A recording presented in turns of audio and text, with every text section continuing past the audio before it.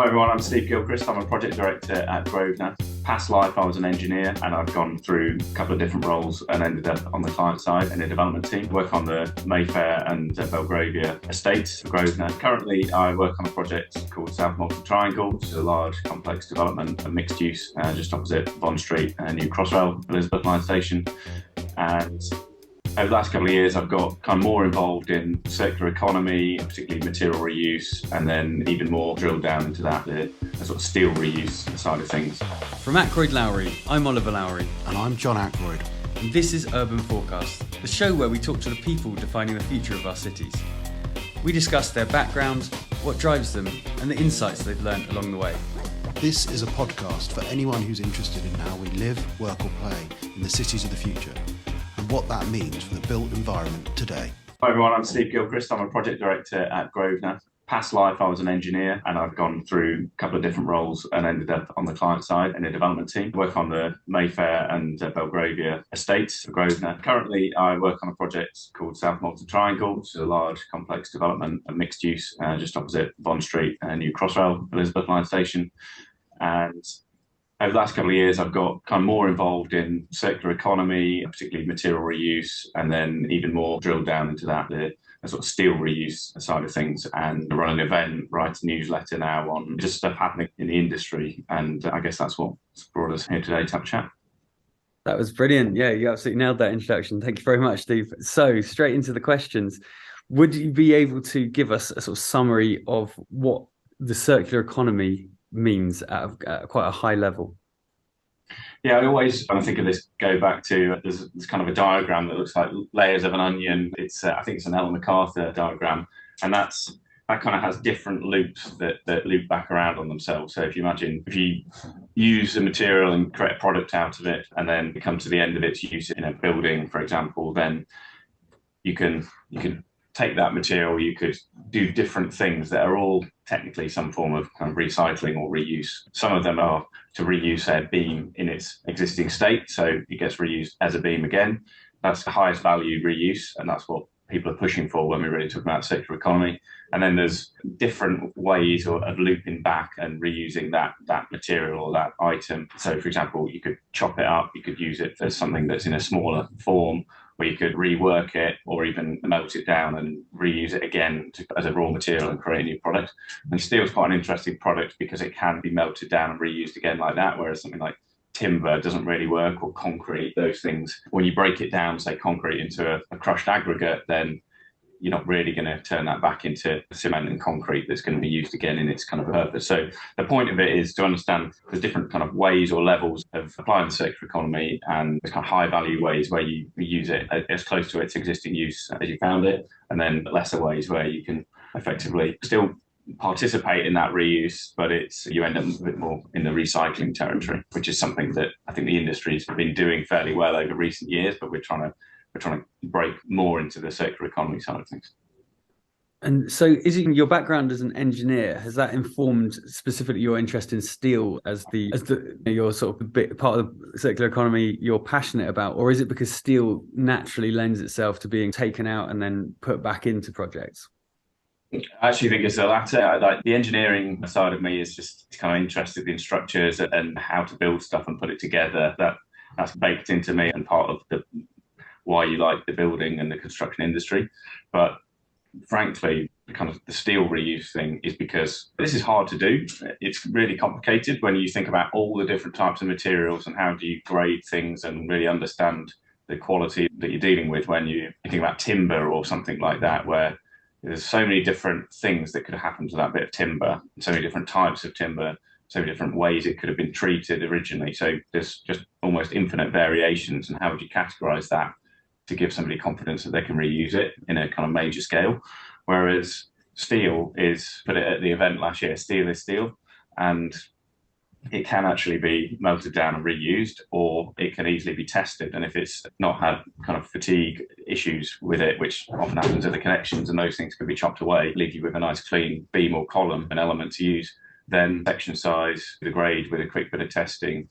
And so it actually makes itself quite easy to do, relatively speaking. I'm not saying that it is easy, but relatively, I think that's why steel finds itself at the front of this, because people can get their head around it and play around with some ideas. And then hopefully some of the ways of dealing with that and the ways of working and testing and things could then perhaps flow into other materials. I know the questions that John wants to ask, so I might just hand over because I can see him itching to ask about sort of the practicalities of how some of that process occurs. Yeah, I think it's just if we or anyone else listening to this wanted to specify, let's just talk about steel and we'll come back to some of the other stuff later. But if we wanted to specify steel, how do you go about it? You've got hundreds, often thousands of pieces of steel in a building. How would our engineers or we as architects, director engineers or teams actually start using it in reality? Definitely just get that out there on the table early. Yeah. And if a design team is aware that's a plan or that's an intention, then they can, I think, just have that in the back of their mind, because it might affect some of the different ways they draw up members or size members and things. And maybe we'll touch on like loose fit and things in the later on. But have that kind of embedded in the team, that idea. There's a bit of a chicken and egg, because you could try and design so that you're using exact members that are available, but you're probably designing quite early, and are you actually going to have that stock available to you when you need it? Alternatively, just try and design sensibly with a bit of capacity there and use common section sizes. And then when you're ready, you're going to look to there's a couple of different players in the market now. There's EMR, there's Cleveland Steel and Tubes. I'm sure there'll be others joining the party that are now kind of holding stock lists of steel that they've got out of existing buildings. And basically engineers are looking at that and then starting to try and marry up what is available. Okay, I need a 203 whatever, and then they can go, we've got a stockpile of 100 of those beams or whatever.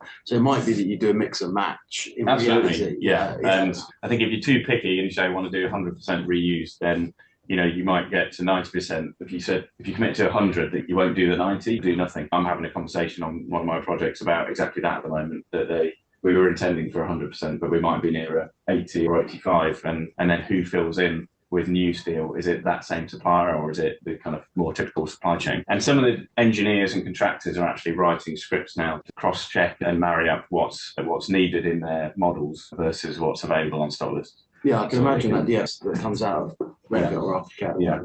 As I say, if you got that kind of process or idea in early, then I think people are ready to try those things. If you try and also procurement needs to be considered in amongst that, because if you haven't set things up for that, then it's a bit of a surprise when you try and break the supply chain and ask them to receive different material from different people that they don't recognise. I guess the other question, of course, thinking about developers and contractors and stuff, is what's the price like? Price at the moment is different views on price. At the moment, I see some conversations where there's a slight discount, but I think the kind of principle of why there's a discount is that, in theory, there are some other costs you incur, like extra testing and things. So if you added that back together, you net off to where you were going to be if you just bought British Steel. Yeah. That said, it doesn't account for the carbon saving. So carbon saving could be drastically lower. So it could be 2,500 tons of carbon per ton of steel per typical steel product, and you could be down at 50 tons of carbon per ton of steel. Yeah, if you reuse, and that's based on 50 tons associated with the testing. If you take that into account and the cost of carbon perhaps going up, then it's easy to see how in the future there's going to be a different kind of mechanism to price if those things are taken into account. But at the moment, I think the kind of cost of the expense is more about how the logistics. The logistics, the extra bandwidth it takes for a project team, surveys and things like that. Yeah, so it'd be interesting to see where that goes. Yeah, we're definitely going to try it. I think say if you went to someone like EMR, would they test the steel for you? Are they like, or do you have to then get it? Because I think contractors probably just go, I want to know it's a 203 and it works, or would we have to post test it or whatever? EMR are definitely seeing the potential, and I'm talking to them tomorrow actually, but they were showing me last week that they're developing a kind of material passport. Yeah. So that will basically follow the SCI spec for testing for reused materials. So that's a good start, because it becomes a bit of a language that people in the industry know and engineers can understand, and then also people like insurers can get comfortable with that. But yeah, we'll do the testing, and then they would effectively give you a bit of steel like a stockist would, and in theory that goes into your supply chain to fabricate. And if you could only get 85% of what you need, then the other 15% could come from a different stockist, and it all comes together to make up the whole pie at the fabricator. At least that's how I see it. It's great. Ollie, I'm sure you got some other questions. I thought it would be interesting. That's the theory, Steve. I know you've been you've been using this on South Modern Triangle, just to talk us through in practice some of the challenges and barriers and how you've gone about overcoming them. We definitely haven't achieved it yet on South Molton Triangle. It's the South Molton Triangle, for anyone who doesn't know, it's a large project. It's kind of 500 million gross development value, split into what will be a couple of different building contracts with different design teams. And so one piece is particularly large to the others, which we call the North and South building. For that, we have Skanska and McGee on PCSAs there. And on a smaller element, which is called South Molton Street, we have the Red Construction involved. And it's actually the smaller bit that is leading the way. We need about 100 tonnes on that smaller project, and it's mostly elements that are going to be used on existing buildings to kind of create openings like goalposts, box frames and things. And so that actually lent itself quite well. We got Elliott Wood on that project, who are able to go and look at stock lists and try and quickly work out if things can mesh together. And we think they can. So we've been working on kind of purchase agreement and how we can work with EMR in that case to properly buy this stuff and do it in a sophisticated way that fully sits embedded in the supply chain for red. And so we haven't achieved that yet, but we're well on the way. And I'd say most of the way there to be able to share that journey that we've been on, which was the ambition, and then working it through the refinement of the elements that have been drawn by the engineer to start to marry that up with the available stock. And then on the larger project, we basically have a lot of very finely tuned steel already, because it's a carefully framed that the building steps back a lot. There's little transfers all throughout it, and so it doesn't really lend itself to reuse, or it didn't. We've done one turn of the wheel in design terms, which is simplify and go away from fabricated sections, which are really heavy on carbon, and got back to rolled sections. So we're going to hopefully be buying low carbon steel, which is, if you go back to that Ellen MacArthur circular economy definition, then what we've done there is at least we're going to be able to purchase reused content steel, which has a lower carbon value. But the next turn of the wheel is to try and marry up. And both of the tendering contractors looked at this and thought there was a massive opportunity, now that we've got rolled sections, is to see what we can do with stock lists and see if we can start to swap out with the design with the elements that are there into reused steel. And we've got couple of 1,000 tonnes of steel in that project. So if we can do that on a large scale, that'd be pretty significant. But we've got to do all of that and work it in with the procurement and the ongoing programme, which in this project is pretty large and significant for Grosvenor and our joint venture partner Mitsui Fudosan. So I have to try and manage their sort of ambition there with the reality of project life. And is it something that you are finding needs to have a programme impact to make enough time to do this? Do you have to add in extra time, or do you just start your procurement earlier? How do you go about allowing for that sort of late decision making, I suppose, about where this supply chain element is going to come from? I think the large project that I'm talking about now is an example where if you don't have this embedded right from the start, then you're trying to shoehorn something in and can't play a bit of catch up. For us, we needed to procure it in a safer way, so base design. And now we're looking at how, this is a very live issue, and we're looking at how we can do a feasibility and an exercise now with Skanska, who are on a BCSA, how we could test whether this is possible and then how it would be incorporated into the contract. So we haven't solved that issue yet, and we've got a kind of plan A, which is to go with the low carbon but new steel products. It's interesting. You have all of the different versions on one project where you've got an element of retrofit, which is leaving essentially the structure in situ. Then you're introducing actually proper sort of just entire steel sections that are taken out of old projects and reused. And then you've got the next level, which is to recycle the material. So it's, and then new steel. So you've got that full onion diagram all happening in one project. Yeah, I think we might end up there, because it's probably no surprise when you step back and think about it, but no one solution is going to fit everything. And we've got such a breadth of buildings and different parts of this project that, it's easy to see why we'll end up in that place. Yeah. Can I ask at the moment, what happens with steel typically on a site where you've got a building when they demolish it? Is that steel generally recycled and melted down? Yeah. So there is quite a good element of recycling going on, because there must be a lot of steel coming off existing sites that are going. Exactly. And back to that first point where I said that over recent years, the industry's got very good at diverting from landfill and recycling. But just the issue is recycling is the kind of lowest form of that reuse. Because there's a lot of carbon in melting it down and reforming. Yeah, and the irony is you would get penalised by the companies that would take it, such as EMR, who are obviously seeing a way to pivot part of their business to be more steel reuse rather than just recycling. But their name is EMR, European Metal Recycling, and you would be penalised if you didn't chop the thing up into small lengths because it's then ready to go in containers and ready to go into the furnaces. Now they're having to look at things differently and actually how can you retain as much length as possible? So it changes the dynamic. That comes into another question really, which is for developers, architects, engineers, specifying buildings now or in the near future. What do you think we should be thinking about so that the steel and other products can be reused? It's definitely designed for disassembly. I think generally is something that it's hard to measure. So I think how can you reward a team or a building for being designed for disassembly? Because there's not really a metric that you go, oh, we're a 5-star, therefore this is better than a 4-star. So if you spend extra money or time on that, where's the reward?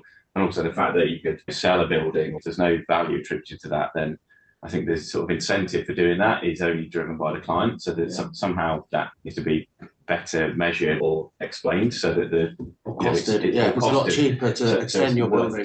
Yeah, and that might come back to our whole life carbon assessments and things like that. But with steel, actually, there's always going to be need for new steel, and so actually you don't have to fight it too hard to find the balance. I mentioned fatigue before. Generally, the way that I think things are going to happen is you just chop the connections, drop the members that you need, the main sections, and it's the connections, the sort of knobbly bits that are potentially about higher loading, maybe not great, difficult to defabricate and things like that. So not really lending themselves to reuse. Those are the bits that can go and find themselves into the furnaces and get remade into new steel. And actually, there's definitely something about design for disassembly, but you don't necessarily need to sort of go mad, particularly with steel, I think. And I think the key is trying to find that balance of where do you focus your energy. You just mentioned there about embodied carbon, and I'm seeing on some of your newsletters about Part Z. That's been talked about quite a lot in builders. Could you just explain a bit more about what the idea of possible Part Z for building rates is? These guys are trying to, it's also retro first and this sort of stuff, and they're about grade 3. Will Arnold last week, he's kind of got a bit of traction in the news about grade 3, should there be a grade 3 listing. All of this is trying to put more emphasis on circular economy and reuse, and Part Z is a proposal for an extra building rates document. I support all those things. With the grade 3 example, I wrote that I'm not sure it's the answer. Planning policy is already complicated and takes a lot of time, and all you're doing is flipping the kind of narrative. Why we have planning policy, we need to demonstrate to the planners why we want to do something so we can get it determined. And if everything's just not allowed to be demolished until you can prove otherwise, well, how's that different to us persuading the planners that we can do whatever the proposal is? And I think as long as you've got justification with that, which is coming through things like circular economy statements and things, then on the grade 3 kind of planning side, I'm not really convinced, unless somebody's got a better way of putting it, that it just feels like more regulation, more rules. Now, Part Z, I think, because that can apply to a far wider spectrum, perhaps, because that grade 3 was just large buildings. I think there's a place for that, absolutely, but really, I'm more about trying to make sure that there's people are doing the right thing generally for the right reasons. The policy and things, I don't tend to get too involved in. And the more policies and rules that are there, the more hoops and things we have to jump through. If you can get the philosophies right, then hopefully people are doing things, and the market helps drive that. Where there's value, the cost of carbon, things like that. I totally agree. We're doing a lot of retrofit as a passion of ours, and the amount of different conflicting regulations make retrofit very difficult. And I do think, although I support trying to make the environment better, some of that regulation, like you say, can make it very hard to do retrofit and very unaffordable. So I think it is trying to, there is probably a challenge going forward of trying to simplify that to really drive it, and how those building regs and planning and everything comes together. So I think it's definitely hard when we talk about decisions that people used to make up maybe as a client, cost and quality, time, if there was a variation or something. And now, you need to add carbon, or then how do you calculate the carbon? Is it in the moment, or is it like whole life carbon? Are you making a decision that impacts the energy intensity and usage over a number of years? So do you have to factor those things in? Now we've got so many other kind of factors into the decisions that we need to make if we want to get to the optimum answer. And if we can work harder on trying to make sure we are well informed and can make those decisions for the right reasons, market with costs married up with carbon and how that's played out over a number of years, then I prefer people to be focusing on how to do that and get to what should just be the right answer, rather than having to just follow lots and lots of regulations, laws and regulations and things without really seeing, oh, this is just getting me to a good answer. Totally agree. I guess if and when carbon's more correctly costed into numbers, as in buying the steel will cost you less because it has less carbon in, then the carbon could be possibly integrated into the cost factor. Will the steel cost more? Because if you add the new steel and the cost of carbon that you're going to have to pay as an offset, for example, and then you say, here I can get reused steel, which has a very small amount of carbon, then in theory, you could pay more for that reused steel, but still in total be paying less if you add it. Exactly, because the offset, that's what I'm saying. If you price correctly the amount of carbon being spent, if carbon was there are various moves towards that. If you price carbon correctly for the damage it's doing, then new steel would have a much higher offset cost. Yeah, exactly. There's something on offsets coming out today, actually, on the newsletter. Okay, I'll keep an eye out. Ollie, did you want to pick up anything else? I agree with you both that it's only through incentivization that you can probably get this sea change. So either by using carbon as a metric, it's negative if you're using more of it, it's only through incentivization rather than more policy will you see this sort of behavior change. I think from reading an article that you had in your newsletter recently, there was 5 kind of suggestions about how you could work more with circular economy principles in steel. So challenging and setting the brief early alongside engagement with the supply chain, being flexible on program procurement and price, or the mechanisms behind these. To your point, John, deconstructing, it's not about just buying materials, but also how you take them apart again, and then focusing on the long term when making decisions and sharing your experience with the industry.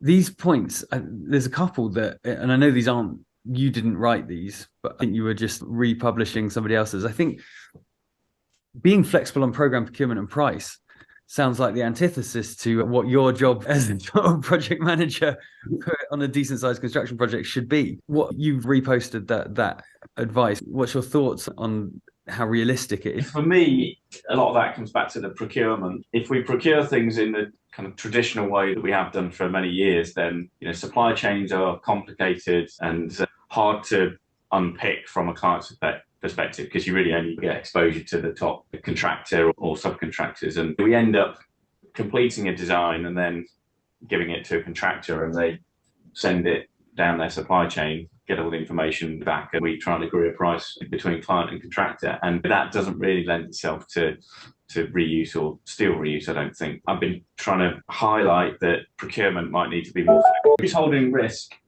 Because at the moment we want to get our price, and the contractor can give us a price, but it's because they know what they're going to buy. It's off the shelf. They know the quality. There's a supply chain established. If you're trying to buy something reused, the contractor probably hasn't been able to go and find all the things at the point where you would typically go into contract, and so there'd be lots of things left perhaps open-ended. And there's a question which is, do you need to specify differently so that there's somehow an incentive to follow the spec, which is the sort of route A, which is to reuse material, to go off and find it. But if you can demonstrate that you couldn't find it in a sensible time frame, does that default to you can then use spec type B, which is a new product? And so I was trying to explore some of those bits of thinking with people last year. Now, I don't think we're going to solve that, but certainly not anytime quickly, but just having a bit more of an open mind as to how you go through the journey of a project. And then if you pull that even further, design, we touched on loose fit at the start, but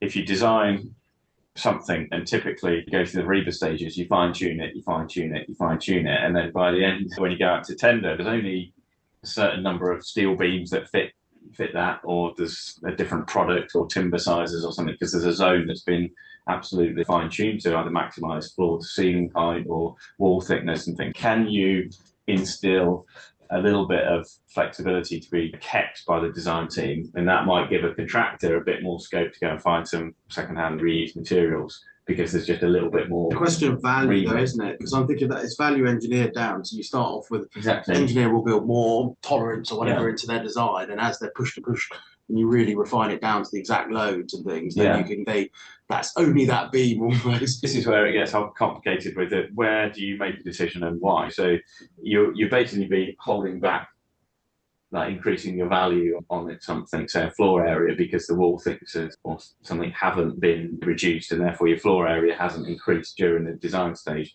But maybe now you've got value in the design in the sense of there's more opportunity to reuse and not pay as much, or to reduce your carbon, but you won't realise that until much later. So when as a client, how's the metric as a client? Also, how do you make that decision, or decide when is the right time to slim it down or keep it? And is the client buying it to sell it, or a client buying it to keep it as you may have different views on if they can sell it and get a good price, then they don't necessarily, they're not necessarily incentivized unless it's packaged up in a way that gives them an extra 5% on the sale value, because we can, it's how do you, if you can't open your mind to sort of that stuff, then you're just always going to follow the same kind of sequence of REBA stages, procurement and buying with the contractor, I think. And it's not to say that I've broken out of that, because it's all right talking about it here, but then you get the project pressures of the actual real things. And once there's a program in place, it's very hard to tell people that's got longer, or you want it to be longer for something that's hard to justify in the moment. You might not be able to justify it until much later. Yeah, these are some of the challenges. And I think, just comes back to having a bit of an open mind. And if you can give your design team a bit longer, again, sounds like a stupid thing to do, but if you can give the design team a bit longer, if they can understand what's in an existing building and have time to go and do some surveys before they've got through REBA 2, then they might be able to reuse more of that building. But inevitably, they've already gone on too long a journey through the REBA stages, and are probably only at REBA 3 by the time that they get any survey information. And by then, you've already gone in for planning and stuff. So you've set the tone of how much has been retained or removed in the building too late. No, I totally agree. I think getting more sophisticated and useful information at quick in surveys is just makes such a huge difference, and it's a challenge. I've been playing around my new iPhone 14, and you can go in and do a point cloud without having to get your point cloud surveyor in.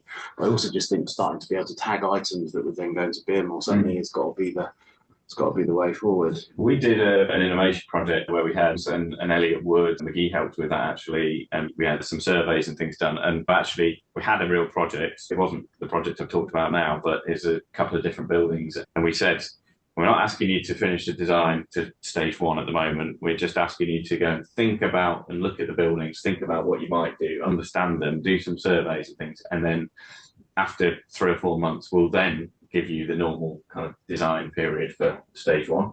And so that meant that they had such free rein to go and understand and think that they were far more ready to design appropriately to what was there in front of them. That's great. It's just but not every project has it. That was an innovation project, but the feedback from all of those people involved was that it's great to have that luxury of time. And I actually think you give any REBA stage and you think about when decisions are made, it will be in the first 20-30% of that period when the actual decisions are made, and everything else is about coordination and drawing and topping and tailing the pack. Or trying to rework it to fit to the consented scheme. So if I say, you've got 12 weeks to do a REBA design, and you get some survey information on week 3 or 4 or 5, probably you've already decided it's steel frame or this is happening.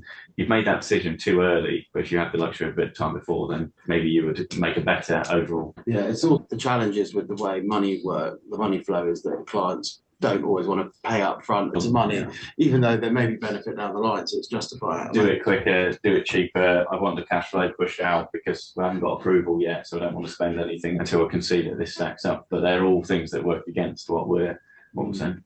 No, it's very interesting. I think it's amazing work you're doing, and it sounds a bit like the pioneering work that you're doing. We'd love to get involved as well.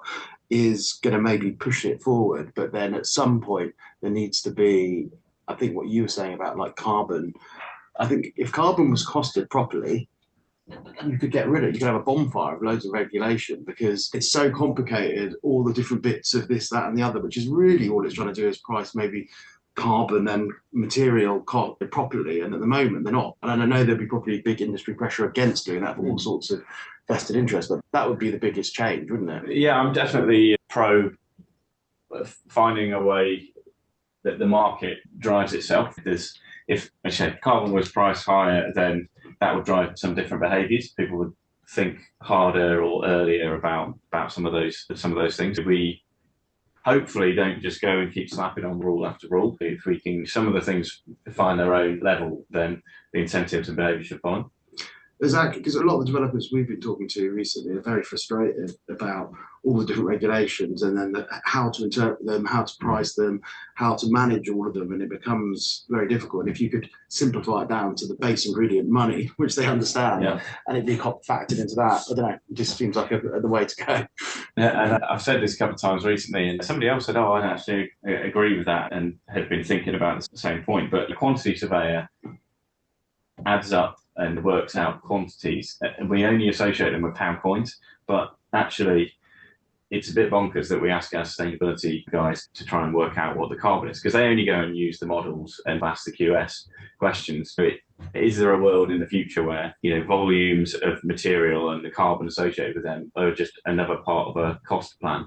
Yeah, I think it has to be run by the QS, whereas the sustainability consultant is more focused on bigger picture and the intensity of carbon and energy in a building and the performance rather than measuring it, which I think QS could find their way. More money goes back into design or thought at the beginning of the process. But, you know, how many more consultants do we have now? We have probably a team of 25 consultants or something on a project. And I'm not saying none of them does a valuable thing, but it can get quite complicated to manage. Very accurate BIM models these days. And I just feel like QSs plus AI plus BIM.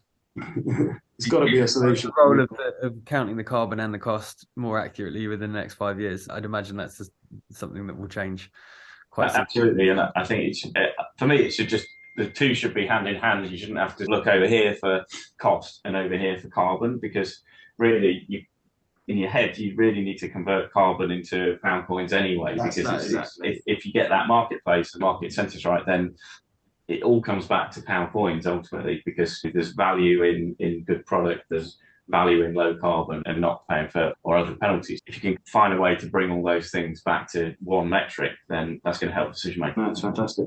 Ollie, do you want to hand over to you for any questions or wrap up? No, I think just Steve, your newsletter we subscribe to. If other people want to subscribe to the newsletter, is that the best way of hearing your thoughts and getting in touch with you? Yeah, my newsletter is good. It's stevesnewsletter.com, nice and simple. And so you can look at some of the articles there, or if you're happy to, then please subscribe, and then you'll get them sent straight to your inbox. And I'm quite active on LinkedIn. Look me up on there as well. Thank you so much for your time. It's been really insightful. And thank you again. Cheers. Thanks so much, Steve. It's great to have you. Thank you. If you enjoyed the show, then please subscribe and give us a review, ideally a 5-star one. And if you want to know more, please go to ackroydlowry.com or follow us on Twitter @ackroydlowry and Instagram with the same. This podcast supports Land Aid, the property industry charity that brings together the sector to deliver life-changing projects for young people who really need it. Visit www.landaid.org to find out how you can help end youth homelessness.